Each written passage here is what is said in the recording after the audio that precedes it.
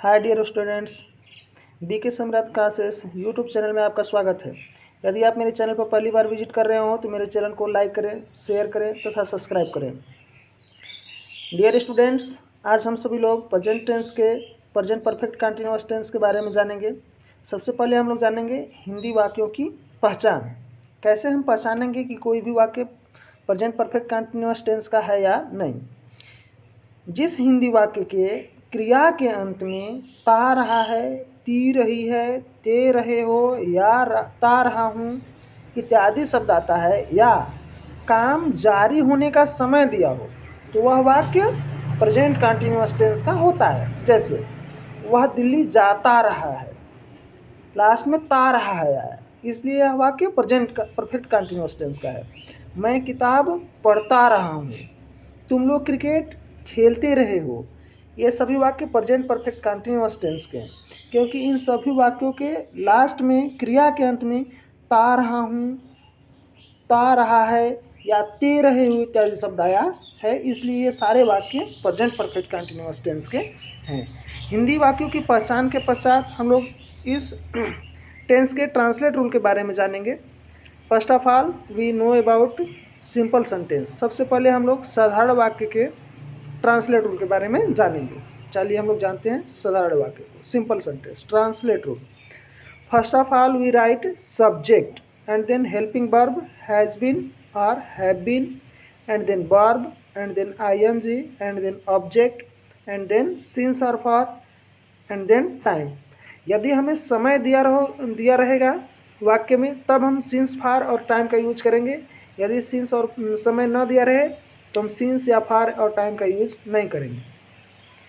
Note में हमें कुछ महत्वपूर्ण बातों को जानना है, जैसे ही, सी, इट और नेम, यानी यह वह कोई भी नाम के साथ यानी सिंगुलर सब्जेक्ट के साथ helping verb has been use करेंगे, और plural subject we, I, you, they के साथ हम helping verb have been use करेंगे।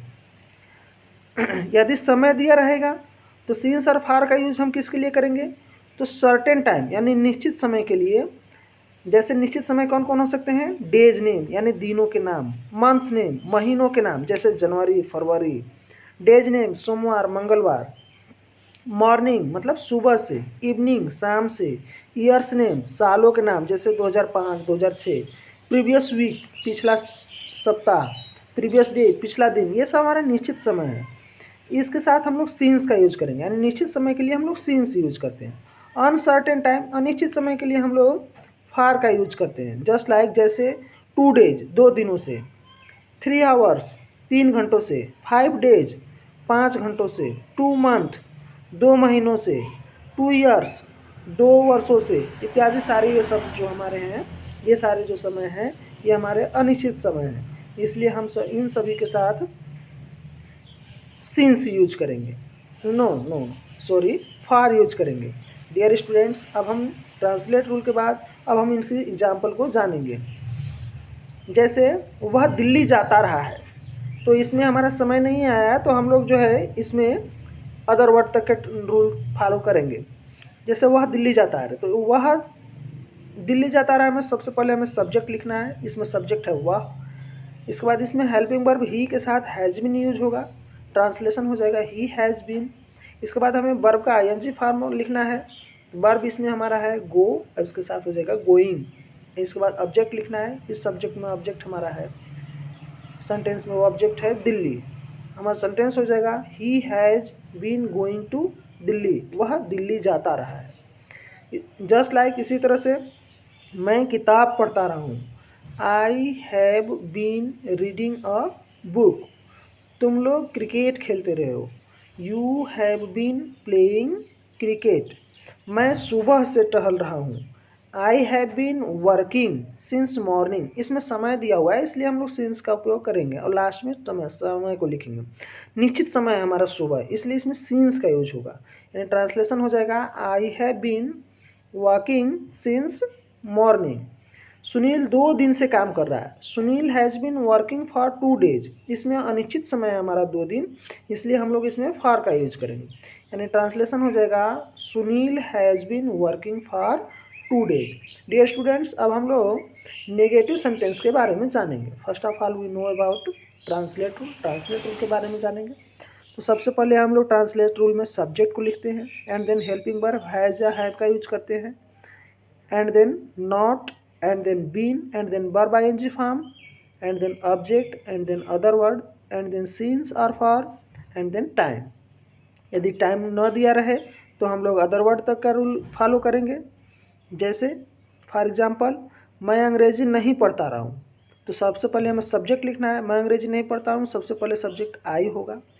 इसके बाद हैव यूज करना, हैव या हैज में से, तो आई के साथ हैव यूज होता है, and then not, and then been. Translation हो जाएगा आई हैव नॉट बीन। इसके बाद वर्ब, वर्ब है इसमें पढ़ना, तो हो जाएगा I have not been reading. Object इसमें है अंग्रेजी, ट्रांसलेशन हो जाएगा I have not been reading English. तुम लोग क्रिकेट नहीं खेल रहे हो। नेक्स्ट सेंटेंस है तुम लोग क्रिकेट नहीं खेल रहे हो। You have not been playing cricket. Radha भोजन नहीं पकाती रही है। Radha has not been cooking food. Radha भोजन नहीं पकाती रही है। यहाँ पे थोड़ा सा मिस्टेक है आपके टाइपिंग में। वे लोग 2 दिन से किताब नहीं पढ़ रहे हैं।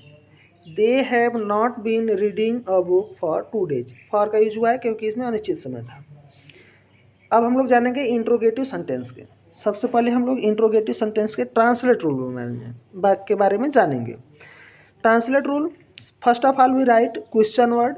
यदि क्या क्यों प्रश्नवाचक वाक्य शब्द हमारे वाक्य के बीच में होंगे तो सबसे पहले हम लोग क्वेश्चन वर्ड लिखेंगे, and then has have, and then subject, and then been, and then verb ING form, and then object, and then other word, and then since और फॉर, एंड देन टाइम यदि समय दिया हो तो। For example, क्या राधा गीत गाती रही है। Has Radha been singing a song. क्या से शुरू हुआ वाक्य, इसलिए इसमें क्वेश्चन वर्ड वाक्य के बीच में नहीं, क्या से शुरू हो रहेगा तो हम लोग क्वेश्चन वर्ड को नहीं लिखते हैं, यानी हैज़ हैव से ही हमारा क्या क्योंकि अंग्रेजी बन जाता है। इसलिए हमारा हो जाएगा translation has Radha been singing a song. क्या राधा गीत गा रही है। तुम लोग कक्षा में शोर क्यों मचाते रहे हो। Why have you been making a noise in the class. इसमें क्यों शब्द वाक्य के बीच में आया, इसलिए हम लोग सबसे पहले क्वेश्चन वर्ड लिखेंगे। इसके बाद हेल्पिंग वर्ब हैज या हैव यूज करेंगे, क्योंकि साथ हम यू के साथ हैव का यूज होता है। Been making a noise in the class. Why have you been making a noise in the class. हम लोग दिल्ली में कहाँ रहते हैं। कहाँ शब्द आया है, इसलिए हम लोग पहले बनाएंगे इसका where have we been living in Delhi. Next example अपने से बनाएंगे। नेक्स्ट हम लोग जानेंगे इंट्रोगेटिव नेगेटिव सेंटेंस के बारे में, यानी प्रश्नवाचक नकारात्मक वाक्य के बारे में। सबसे पहले हम लोग ट्रांसलेट रूल के बारे में जानेंगे। ट्रांसलेट रूल हमारा सारा वही रहेगा जो इंट्रोगेटिव सेंटेंस में था, सिर्फ यहाँ पे सब्जेक्ट के तुरंत बाद हमें नॉट का यूज करना है और बीन से बिफोर। फॉर एग्जाम्पल, तुम लोग प्रश्न हल क्यों नहीं करते रहे हो। क्यों शब्द बीच में आया है तो उसके हम लोग पहले मीनिंग लिखेंगे, why have you not been solving question. Radha गीत कैसे नहीं गाती रही है। How has Radha not been singing a song. कैसे शब्द वाक्य के बीच में आया था, इसलिए हम लोग क्वेश्चन वर्ड पहले लिखेंगे। इसके बाद हेल्पिंग वर्ब हैज़ या हैज़ का यूज करेंगे। इसके बाद सब्जेक्ट इसमें राधा थी, एंड देन सब्जेक्ट के बाद हमें नॉट यूज करना है, and then been, and then verb, and then object. Verb में आईएनजी फॉर्म भी लगाएंगे। ट्रांसलेशन हो जाएगा how has Radha not been singing a song. Next translation, क्या वे लोग दिल्ली नहीं जाते रहे हैं। Have they not been going to Delhi. मैं सुबह से एक पत्र क्यों नहीं लिख रहा हूँ। क्योंकि अंग्रेजी इसमें आएगा पहले, why have I not been writing a letter since this morning. This morning यहाँ पे थोड़ा सा टाइपिंग मिस्टेक है। डियर स्टूडेंट्स, यदि आपको वीडियो अच्छी लगी हो तो चैनल को लाइक करें, शेयर करें तथा सब्सक्राइब करें। Thank you for watching.